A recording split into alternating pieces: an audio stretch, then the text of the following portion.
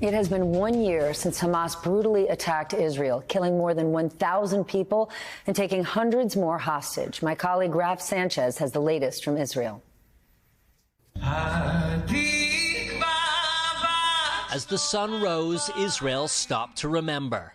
A nation still reeling in grief, thousands gathering at the site of the Nova Music Festival at 6:29 a.m., 1 year to the minute that the terror attack began. This is the last track that played at the festival before the music stopped and the shooting started. Of the 1,200 people massacred by Hamas on October 7th, nearly a third were killed here, executed on the festival grounds or gunned down trying to escape. We first visited the Nova site 5 days after the attack. Scattered belongings, the debris of lives cut short. This was a place of music, a place of joy, a place of dancing, and now there is just a deathly silence here. 1 year later, Noah Yafi returning to the place where her little brother Binyahu was murdered. A musician with big dreams, he was killed weeks before his 23rd birthday. If you could speak to your brother, what would you tell him? That I love him and I miss him so much.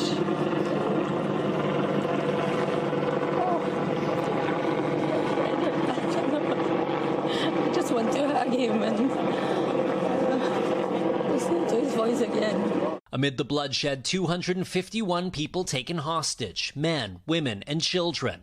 101 remain in captivity, including 7 Americans. The youngest hostages, Kafir Bibas, 9 months old on October 7th, and his 4-year-old brother Ariel, unaccounted for, their fate unknown. Israel fighting back against not just Hamas in Gaza, but also Hezbollah in Lebanon and their backers, Iran. The U.S. supplying Israel with weapons, but also trying and failing to secure a ceasefire. The war that started on October 7th now a deadly regional conflict. In Gaza today, no memorials. Palestinian families just hoping to survive.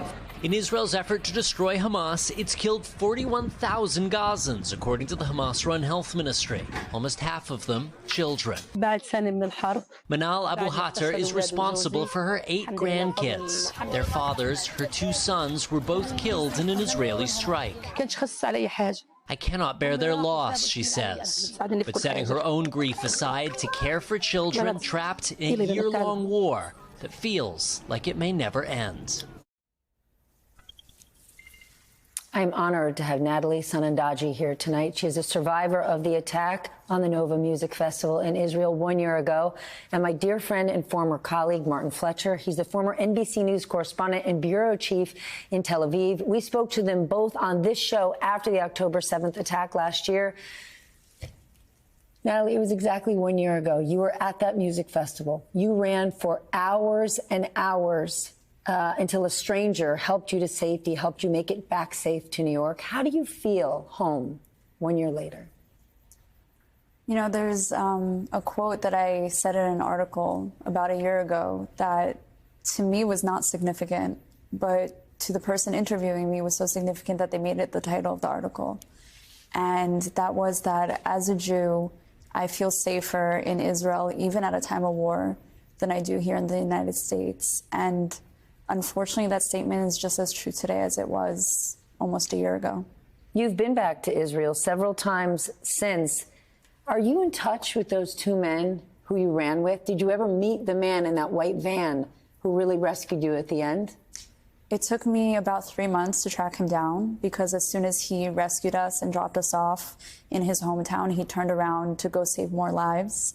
But I finally got to meet him in person and thank him for saving my life. His name is Moshe Sati, and him and his son drove back and forth from their hometown of Patish to the festival grounds for about 8 or 10 hours that day. And they saved between 300 to 400 lives on that day, risking their own lives over and over again for people they don't even know. Extraordinary. Before October 7th, you worked in real estate in the U.S. You did not go back to that. You now you're now working in advocacy. And just last week, you spoke at a Bring Them Home rally in Los Angeles. You've spoken to many hostage families. What are they telling you? That could have been you. What they're telling me is they're doing their best not to lose hope. And meeting them and speaking with them reminds me why I need to continue speaking out until every single one of the 101 hostages that are still being held in Gaza are all home. I can't stop speaking until they're all back because I feel as if I owe it to them. I survived. I made it out. I wasn't taken hostage and they were, and I feel that I owe them my voice. Martin, what has all of this been like for you to report on it, to experience it? Two of your wife's family members were hostages. They were released. How are you feeling tonight? When this attack first happened, you were on TV with us almost every night. Yeah, you know, listening to Natalie now and thinking about everything, what strikes me is there a better way to point out how pointless war is? You know, this is such an anti-war story, isn't it? The victims on both sides, it seems to me so unnecessary, and it becomes, you know, yes, it was personal for me in the sense that my wife's family were involved, and not only the two hostages, 3 people were killed, as you know, on that day, and 8 were taken hostage. 7 were released, 1 is still a hostage. So, I mean, it just strikes me as, with all the wars I've covered and all the dramas I've been present at during my very long career at NBC, covering very often wars, this one in particular strikes me as how pointless it all is, the unnecessary suffering. And the pictures, for instance, that you showed of the 2 red-headed boys, you know, the baby, the 1-year-old baby and this 4-year-old brother, these children are still hostages. So, I mean, you just have to ask them, who in their right mind keeps a 1-year-old baby as a hostage? Isn't it possible in your heart to release that one child at least, you know? And then you said against that, the number you mentioned of that Raf mentioned, that half the 40,000 people who were killed in Gaza are children. By children, I mean under the age of 18. It's just horrifying, painful, and in a way shameful. Martin, you lived in Israel for many, many years. Did you think we would be where we are today? No, not really. Look, you know, the tragedy of what's happening is that after this 1 year of horrific violence in Gaza, and Israel is living through this and Palestinians living through this, actually the worst of it could be yet to come. That's the extraordinary thing. Israel going to war with Hezbollah in Lebanon. Israel says they destroyed half of Hezbollah's arsenal of rockets. Well, we know that we're told for many years that Hezbollah has 150 to 200,000 rockets. If Israel destroyed half of them in just a few weeks, still that leaves another 75 to 100,000 rockets at Hezbollah's disposal. The worst could easily be yet to come. And Israel facing off against Iran now. Everyone's waiting for what Israel's response will be to the Iranian attack of 300 ballistic missiles fired at Israel. So will there be a wider war? Will America be dragged into the war? It's already a regional war.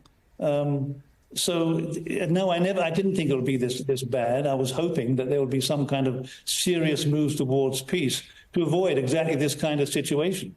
But for the time being, you know, moves towards peace are very much on the back burner. Natalie, what is it like for you to live here? You said a moment ago, until those hostages are all home, you won't feel okay. What is it like for you to live your life in New York among people who aren't thinking about the conflict? They're just going about their days. You know, recently I did a video with influencer Zach Sage Fox, and we walked around Washington Square Park, and we went up to random people and asked them how they felt about October 7th. Most of them didn't understand what the significance of that date was. And then we, you know, reminded them it was when Hamas attacked Israel. And most of them said it was a resistance, they deserved it. And then when we asked them why, they said, oh, I don't know enough about the subject to really give you an answer to that.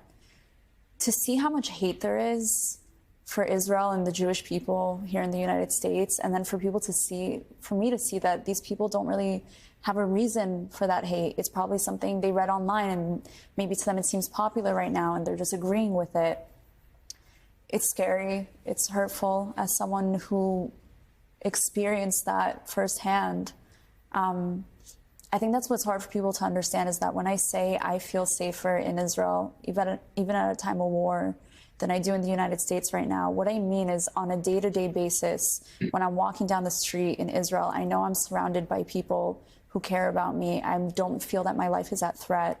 But when my friends here need to change their name on an Uber app if they have too Jewish of a name and they're getting hateful messages, or when I've been doxxed to try to silence me from speaking out for my people, it makes me fear for my life. But in that same breath, I can say that I've also received a lot of support.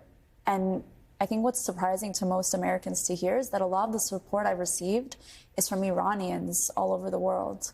Because if anyone understands this war, it's the people who are experiencing it firsthand, and they understand that Hamas is a proxy of their regime that is killing their innocent people, especially since the death of Mahsa Amini, who was just about a year before the October 7 attacks. And the most love and support that I've received throughout this entire year is from the Iranian community.